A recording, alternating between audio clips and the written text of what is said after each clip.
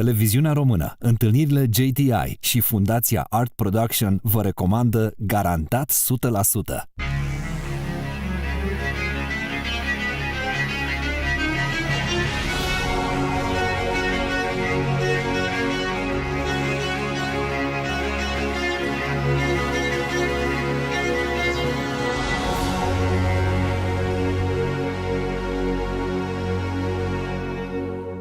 Salutare! Salutare tuturor! Bine v-am regăsit la Garantat 100%.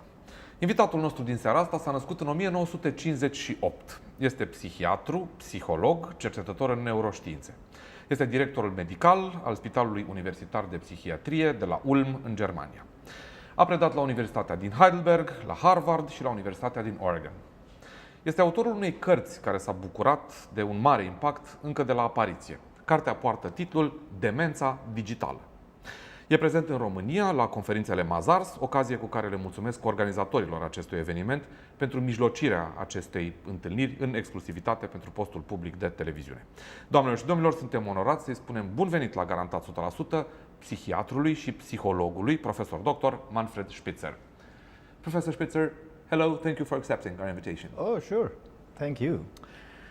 You are familiar, you used to work, you used to explore deep inside the human mind. So you are familiar with the abyss. So welcome deep inside the basement of the Romanian public TV. Good. Let us begin with a clear, clinical definition of what dementia means. Well, dementia is a descriptive term and simply means mental decline. It's derived from Latin and says D means down, mens means mind. So it's mental decline.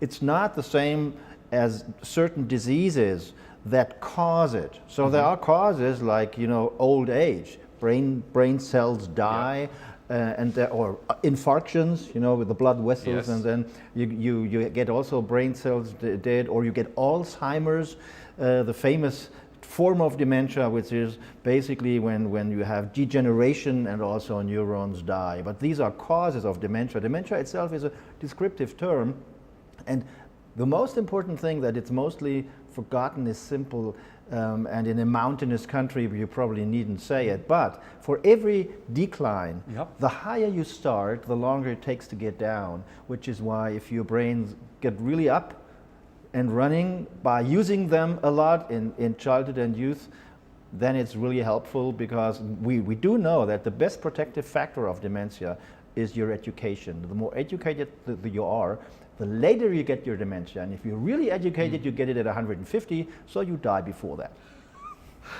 Okay, digital dementia, the title of your book, is that a sort of a metaphor? Or do you really mean that literally, clinically?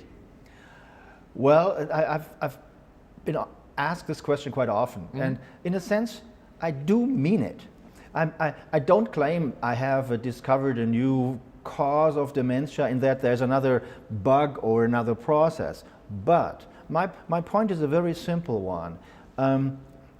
If you don't educate your brain really high in the first 2 or 2.5 decades of life, and then you decline, so you are up here and you decline because something happens with your brain, then you're right down there. So it is a form of mental decline that's caused by overuse of digital media in young age. Actually, the term is not my term. It was invented by Korean doctors who described, middle-aged men who played too much around with the digital stuff and who suffered from memory loss and depression and a lack of concentration and everything we know happened when you use this stuff.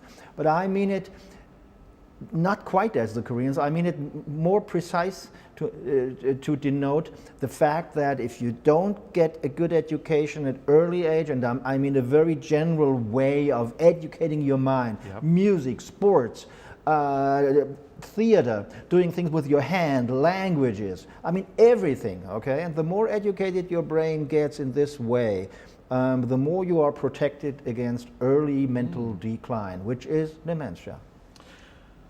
Professor, what specifically from the digital world can produce such a consistent damage on the human brain? I think the most simple way of phrasing this is digital information technology takes away mental effort. I mean, these are tools, tools that we use to do, well, mental stuff. We want to find our way around. We used to do this with our hippocampus. Now we look at the smartphone. When we need to do calculations now. We do this with a calculator, yes, or even also with a smartphone. And whenever you outsource mental activity to this, okay, it's like outsourcing power to a machine that does it for you. It doesn't train your muscles. And we know that, so we go to the gym and exercise our muscles because we know they waste away if we don't use them. It's the same with our brains. If we don't use them, they are not very well trained. But even more important point is this, that during brain development, the brain really needs training to get it its full potential. So when we interfere with brain development, and digital media at young age, they interfere strongly with brain development, then we must know that this has dangers later on. And in my view, we need this technological risk assessment that just has not been done. For example, I mean, in the most prominent case is the smartphone. I mean, this thing really is like a Swiss Army knife for the 21st century, for the information age. We carry it with ourselves. We use it, I mean, tons of times. The young people use it in South Korea 5.4 hours on average a day. And I think the Germans use it. If you ask people, they say 2 hours. If you measure it, it's 6 hours. That's so, right. so whenever you measure it, you find a huge amount of digital media use, particularly smartphone use. And there's never been a risk assessment. And I think we must take this very seriously. I'll give you an example with the muscles. That happened half an hour ago. One of my colleagues, which is one of my cameramen, said, who's this person coming to the show? And I said, he's a neuroscientist, he's a psychiatrist. He deals with digital dementia. And he said, what's that? And I said, well, the overuse of terminals, of gadgets, of virtual reality. And he said, wow, good, I'm safe. And I said, why? Because I bought for my kids an Xbox, not a PlayStation. And with the Xbox, you can do movement. You can play tennis. You can run, so you can train your muscles. Is he safe? No. The no is on 2 counts. First, it has been shown that even regarding muscles, these virtual training stations that the VE was the first, and so there have been studies on this, and the bottom line is real exercise is better. When they had Pokemon Go last year, okay, there were immediate studies out showing that, well, the whole USA, if you do the math, will go to the moon and back 148 times next year, and the explosion of this sports, that we will all be safe and will live longer, etc., etc. Well, the studies showed that the effect of Pokemon Go on your locomotion and your increased movements lasts for about 5 weeks, and then it's faded away to zero again, and then you drive your car and get at the Pokemons and you shoot them from your car, which is why you get more accidents.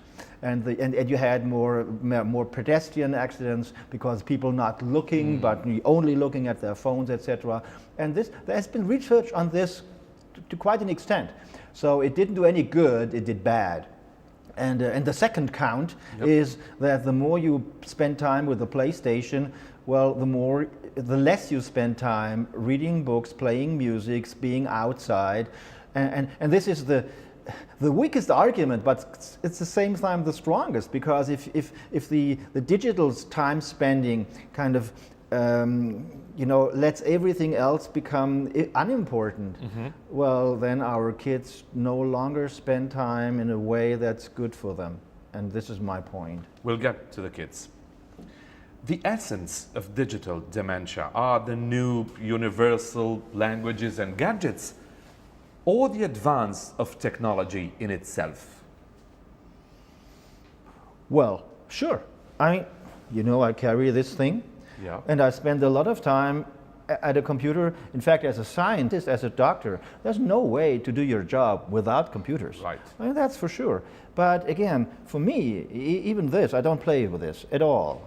And I hardly do anything else but getting email or answering the phone or doing a phone call. And not so often, I must say. And I often go offline because this is distraction. In fact, it has been shown only recently. If I just put this here, your and my IQ goes down.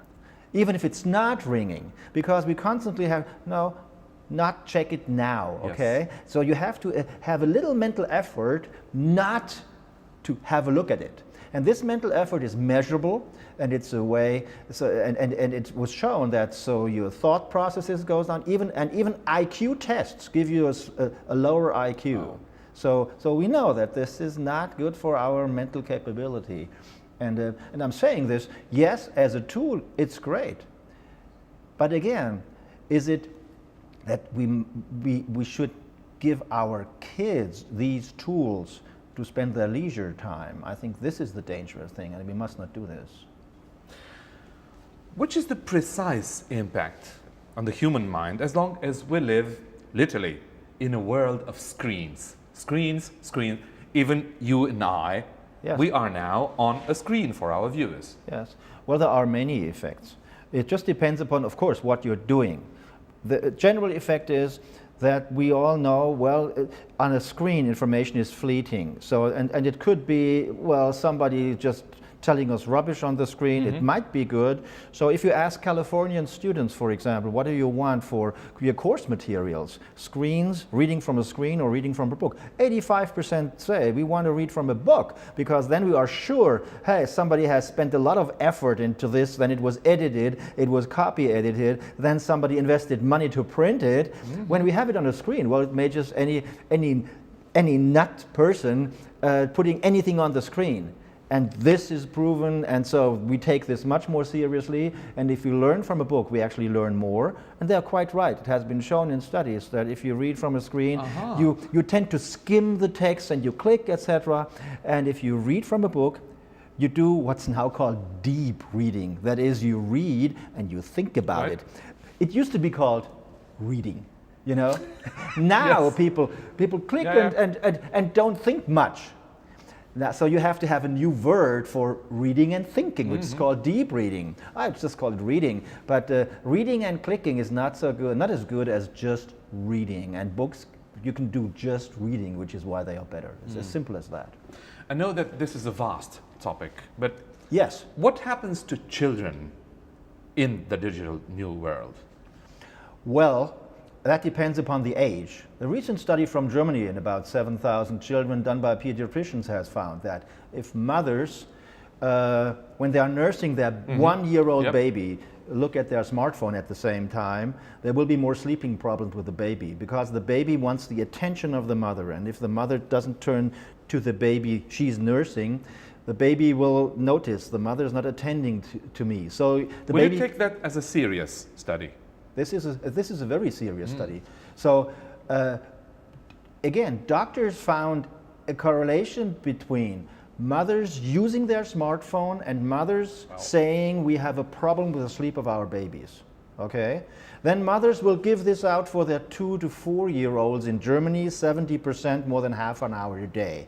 And the more they do this, the more there are language developmental problems. Because we also know from very good science that young kids, they cannot learn any language from this. Once you know a bit of language, if you are 5 or 6 or 7, you can pick up other English, for example, a bit from this, but only a bit. But to learn your mother tongue, this is really not good. You don't learn anything regarding your mother tongue from this. So we have language developmental problems the more 2 to 3, 4 year olds use this. With the 7 to 9 year olds, you get more attention problems when they use this a lot, because this basically is a distraction. And when you are young, the one thing you need to learn, and this is not just brain development, you need to learn it. It's focusing. You focus on this, and you don't want to be distracted by this and this and this and this. And when you often deal with this, or even do a lot of gaming, where here comes somebody and here comes the other enemy to blow you off, etc. So you need in order to do the games well. Yes, you train your attention in the direction of more attention disorder because you want to focus not on this, but on the whole picture. The whole picture, so you get more attention problems with this, and that's been shown. I mean, it's not my opinion, it has been shown in the scientific literature. And when people are about 13, the more they use this, the more they feel they are no longer in control of their lives because this has taken over.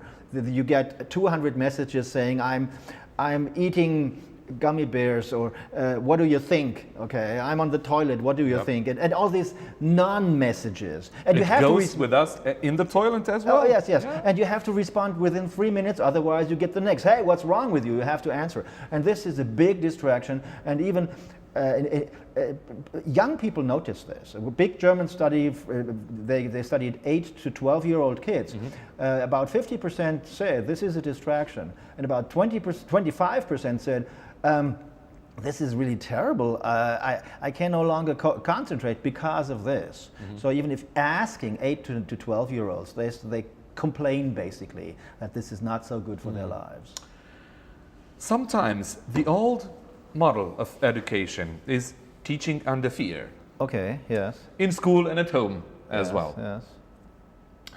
Is that better than digital literacy?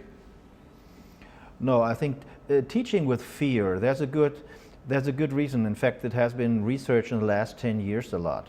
So yes, I mean, we have a system in our brain basically that lets us avoid everything that's bad for us. So you put your hand on a hot plate, you don't have to train yourself not to do this. You do it once, ouch, and that was that. Okay? And we have a system that works about like this. Hey, this was important, and if you do this again, you will be maybe damage yourself. So you must avoid this. And for this type of learning, we even have this system, but this system has a downside. Whatever you learn under the impression of fear or danger, you learn, but you attach the fear and the danger mark, so to speak, to it. So once you learn something with fear, you reactivate the fear, and we have shown this, other groups have shown this as well, when you recall the content. Now we do know what fear does to the brain operation mode. It makes us really focused, and it makes us not think of many other things. I mean, if you are really endangered by the saber-toothed tiger, you don't lean back and start to be creative. Those who did are no longer with us, okay? So fear is something that makes you very focused, very accurate, but not creative.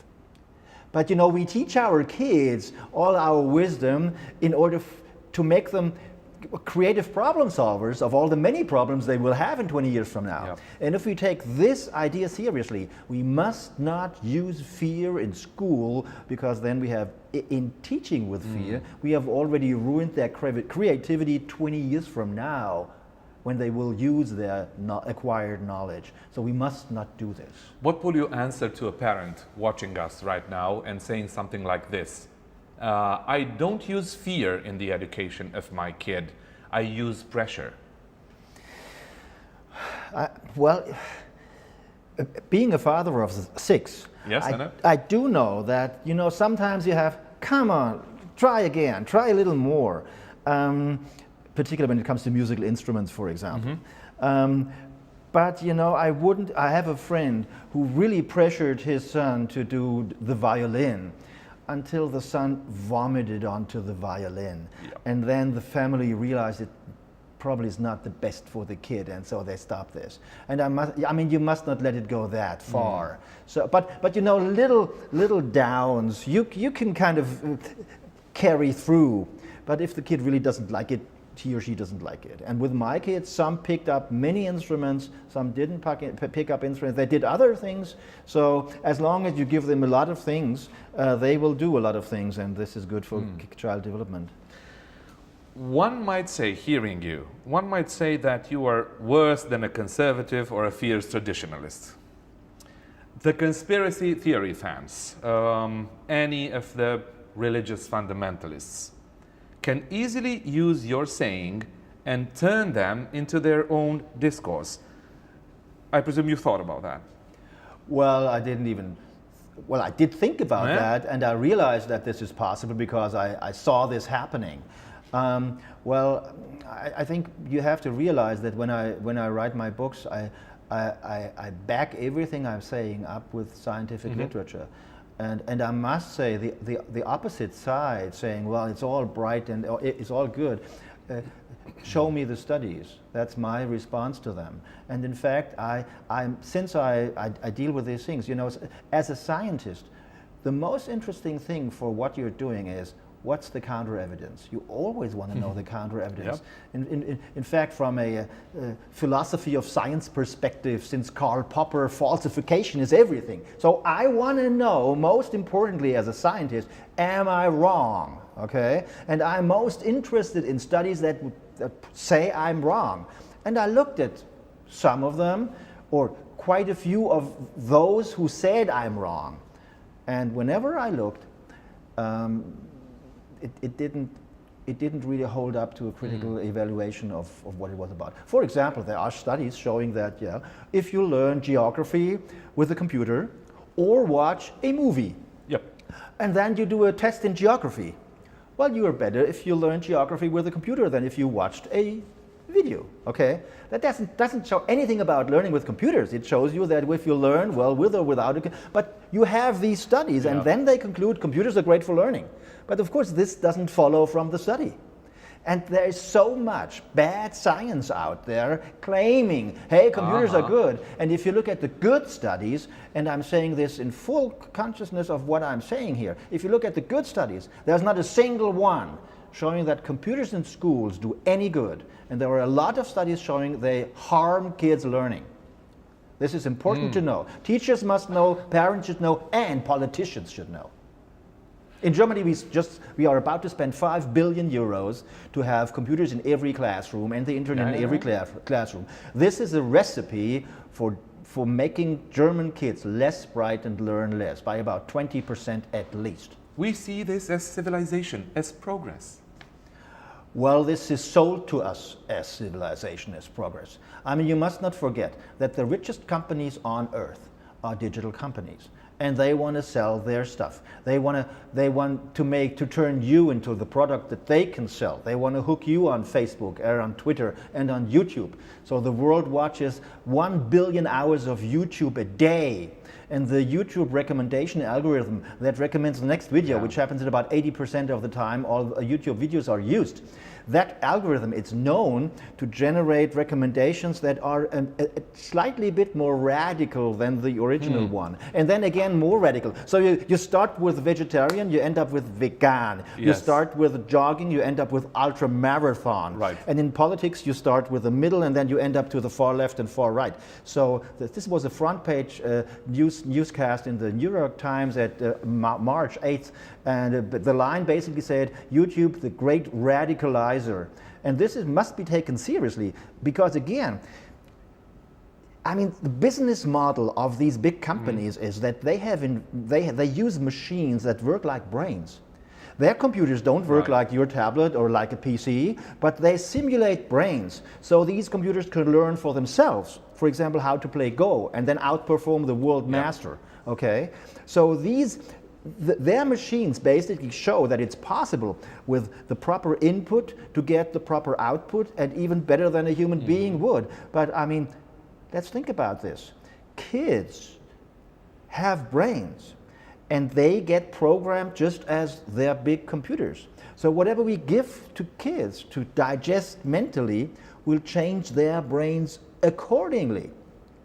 So if we give 1 billion hours of more radical videos than the people choose by themselves to billions of people, this is going to radicalize billions of people.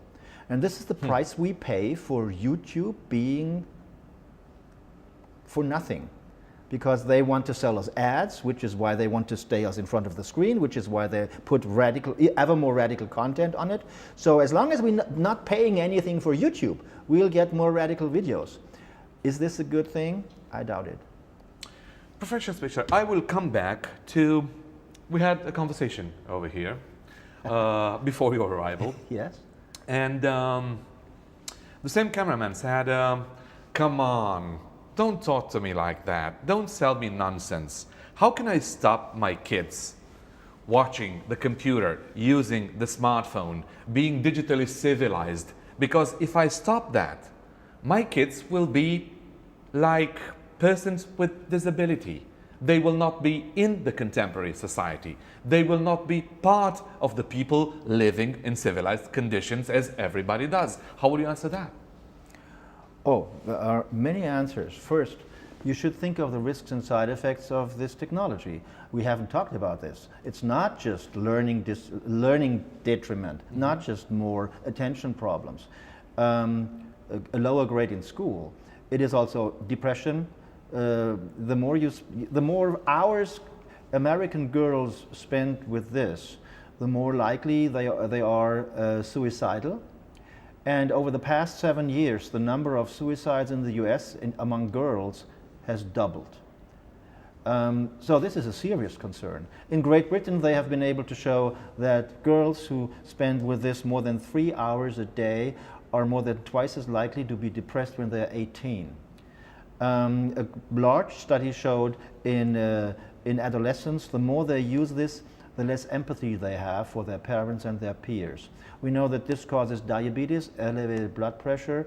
This causes Diabetes. diabetes. Yes, I tell you the reason why. Because this causes less sleep, between 1 to 2 hours, depending upon how much you use it over the day, and particularly depending upon how much you use it before you go to bed, because this has blue light, and the blue light suppresses your melatonin, which is a sleep hormone, so your sleep is suppressed. And when you have less sleep chronically, you get a pre-diabetic metabolism. So less sleep is a risk factor for diabetes. So if you have, if I sleep a little less, that doesn't matter, because even if I now get diabetes, that doesn't matter much, because it takes decades to develop the strokes and everything bad that comes from diabetes. But if you get this at 10 or 15, you have all the time that you need to develop all the risks and side effects, and you get them. That's my point. But I'm not done. This has replaced alcohol as the #1 cause of traffic accidents. You must know this. Okay, and That's right. Yeah. and then we have falsity spreads faster than the truth on this medium. A recent paper showed this. Yeah. So we have all these downsides. On top of, people get fatter because they move less, because they sit and do all this with this thing. And if you add this all up, tobacco is tiny. We haven't talked about addiction. This causes not only smartphone addiction, it also causes alcohol and nicotine addiction. Shown. If you add this all up, this is really the worst killer that we have. And so, in discussing this with many people, I have had this argument. Would you really give a thing that's so dangerous as this to your kid when the kid's 8 or 10 or 12, and to your cameraman, I would say... Or 3 or 4 or 6. Or 3 or 4 or 6. It's even worse at that age. So to your cameraman, I would say, you know what, if you don't give this out, or give it out as a present, you don't have to forbid it every night from next day onward. So, Bill Gates has said, this is nothing for my 13-year-old daughter. The chief of Apple has said, this is nothing for my nephew who is in school, because it ruins school performance. The former chief of Facebook said, this is meant to be causing addiction, in particular when you use Facebook on it. So we have all these statements. And in fact, recently, Apple investors, they said, they wrote a letter to Apple saying, hey, this could cause addiction, and if 4 billion people, these are the number of the smartphone users on the globe, sue Apple for compensation, Apple is going to be broke, and that's our money. So, it's not me, saying all this, and I'm not fear-mongering, and I'm not conservative. I'm just talking seriously about the medical literature under the risks and side effects of these things. And I think we have to take it seriously. I'll give you a practical example, and I'll be the devil's advocate right now. Let us think of the fact that one of our viewers would say something like this. I caught you, Professor Spitzer. You are a conservative and a traditionalist because you have 6 kids. You are more likely to be conservative and traditionalist since you have 6 kids. Well, you know, when we spent time in America, and then we had 5 kids, and when we said, oh, you know, Spitzer, we have 5 kids, but you know, neither dumb nor fundamentally religious. We had to add that soon. We learned to add that when we introduced ourselves. 5 kids, but neither dumb nor fundamentally religious. So I think you can't infer my worldviews from the number of my kids. I mean, in my particular case, definitely not. So no, I'm not a conservative. I'm concerned. I'm really concerned. I mean, for example, 4 weeks ago in Germany, they discussed in the German parliament a new law. And the law is saying that you must not use this to film dying traffic victims. Yep. Because this has happened in Germany, and the film turned up on All over the YouTube world, or whatever. Yes. So, I mean, how morally decayed is that? That we have to have a law for obviously being the most unempathic behavior or display the most non-empathic behavior that I can think of. That is, if the person dies, not going there helping or whatever, but filming the guy and put this on video. This is just showing how bad it is. You got the sensation, the clear sensation, that if you don't film it, that is not real. Well, we have other people who stepped over a person lying in front of a money machine and back, and the 5th cared about the man. I mean, these are examples of complete lack of empathy.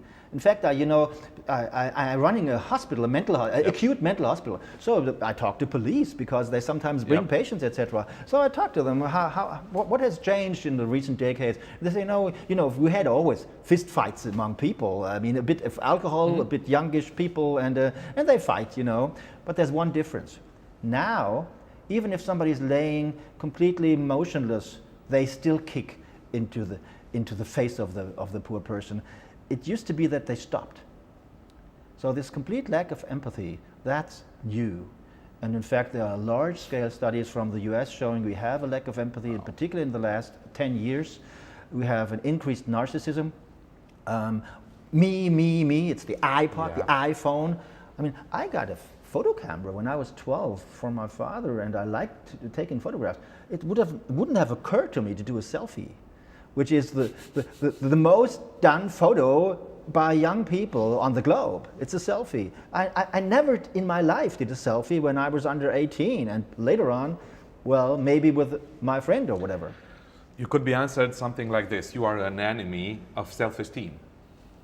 No, in fact, I am all for self-esteem, because self-esteem is one of the most important things we can teach to our kids.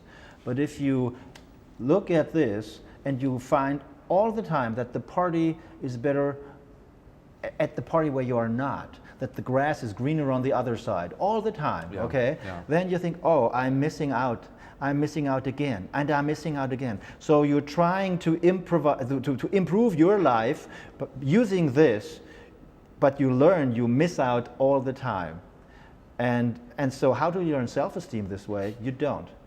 And if you can't, do soccer or play basketball or if you play an instrument or play basketball or you create something, with your hands, with the clay, or you draw something. Hey, I have done this. But how can you, with this, be proud of something? Hey, I beat 1 million space invaders. I don't think you get much pride out of this. One of the most desired conditions of a contemporary modern human being is multitasking. Well, you say that essentially humans cannot be multitasking beings.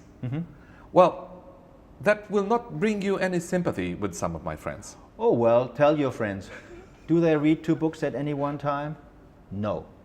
Because if they try, they will realize you're much faster if you read this one first and this one second. As a matter of fact, I do have friends reading in parallel.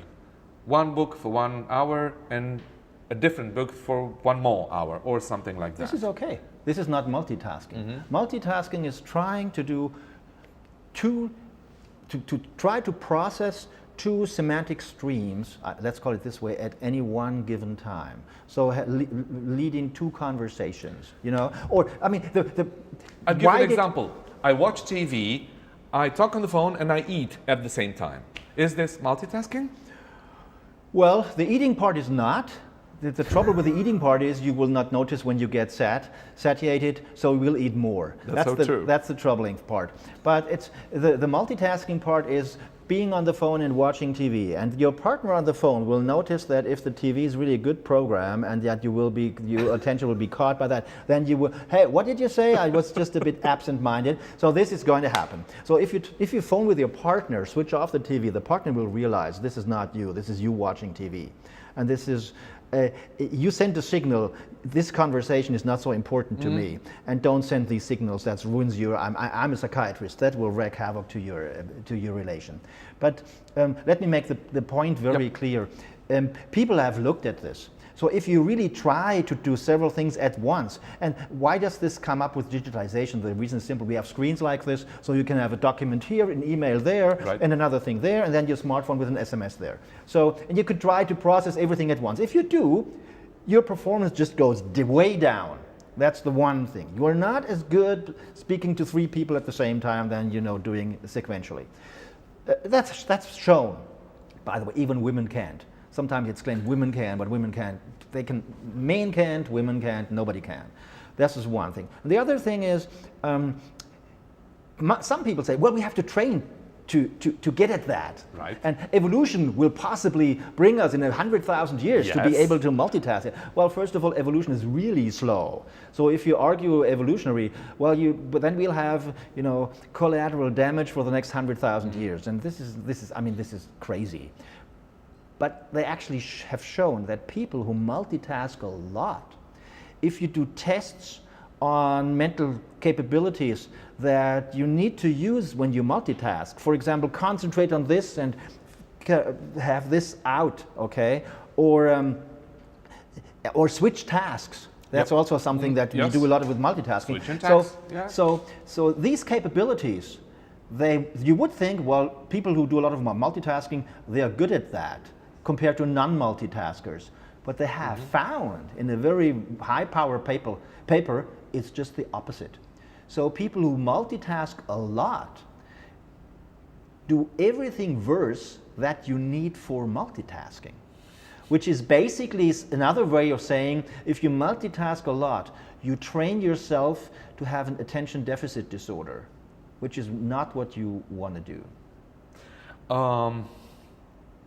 How do you react when some of your fellow psychiatrists, neuroscientists, who say that the digital world is a normal phenomenon in the process of evolution and that this is just a stage of a more complex process that comprises even interconnection in between the human mind and the computer and the machine, and that this is a new perspective upon a new way of understanding the very essence of the human being? How will you answer to that? Well, we had in the last 200 years of our history, we had a lot of technological breakthroughs. And I know some people were skeptical about it. You know, when the railroad came out, well, if we go more than 20 kilometers per hour, you'll drop dead, or some people have said this. Turned out, no, we didn't drop dead. Yes, sure, okay. But that doesn't say anything, because we also had X-rays. And when they were invented in 1895 in Berlin, they X-rayed each other on parties. And in fact, there were X-ray machines in shoe stores until the 1970s, and in particular in kids' shoe stores. So why? Well, because you could put your foot in there and you would see your bones, and then you could it was to see if the shoe fits. But I mean, you could just ask, does the shoe fit? And then that's how to see how a shoe fits. But these machines were so funny for the kids that they wanted to go there and have a look at their bones, etc. I mean, this is the most X-ray intensive way of using radiology is kind of having moving images, okay? So I don't know how many dead people we had because of I mean, decades of use of these machines in the children's departments of shoe stores. Okay, so we do have technological breakthroughs that eventually turn out to be not so good. Take lead. Lead is a great paint, shiny white, but it's bad for the IQ of the kids who live in these rooms that have lead paint on the wall, because they will go with this, and then their blood levels of lead will be elevated. So they banned lead paint in children's rooms. They banned lead in gasoline, because that also got into the brains of the children, and you can actually correlate the lead in the blood with the IQ, and it goes down the more lead's in the blood of the kids. That's all been done. So we do have new technologies that are detrimental. Or take asbestos. I mean, how do we treat houses with asbestos? Do we say, well, let's not go too often into them? No, we tear the houses down because we say this is unhealthy to stay in there, so we need to tear them down. Now I'm saying all we need to do is to take this more seriously and to look at the harmful aspects. I don't want to forbid this, no. I just want to make us more aware of the possible dangers, risks and side effects, and I want that we particularly make sure that our kids won't be harmed, because the younger you are using this, the more harm you will suffer.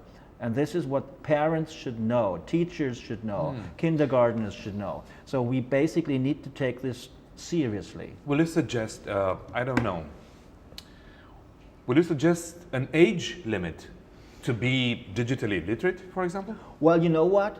In Germany, you can operate a hang glider on your own when you're 14, which is certainly more complicated than a car. And in the car, you need to be 18. Why is that? Because we think to operate 100 horsepowers, you need some responsibility, okay? And the 14-year-old probably doesn't have that. Well, in order to use this, I mean, this is the biggest red light district on Earth. It's the biggest crime scene on Earth. It is. In order to use this, you need to be morally quite developed. And the 14-year-old, we already have decided in terms of traffic, isn't. So probably we need to decide, is there a starting age with this? With cars, we decided on 18. That's reasonable. Maybe we'll decide, I mean, if you ask me, I would say 18 is a good age to start with this. Really. I mean, I know, I am out of this world. Do you imagine what lots of people do say right now when hearing This you? man is crazy. Yeah. Yes, I know. But you know what? When cars came up, nobody had any laws, and we invented laws. And in fact, we did err on the younger side of the age, because if you look at car accidents, a year after you do your license, 18-year-olds have more accidents than 9-year-olds in the year after that. And it goes down until about 23 or 24. And then your brain, we know the brain's developed by about 25. I mean, your social brain and the higher level centers. So, and this again, this interferes with brain development. So if you take this seriously, you should consider this. You know, I don't want to forbid anything. My point is, take it seriously, and we must not let the health and the education of our next generation, that's all we have in terms of our prosperity, our future, at the mercy of the richest companies on earth who want to make more money by hooking our kids onto this and let them use this and then sell their time for the advertising that's the money that drives all that business. No, we don't want that.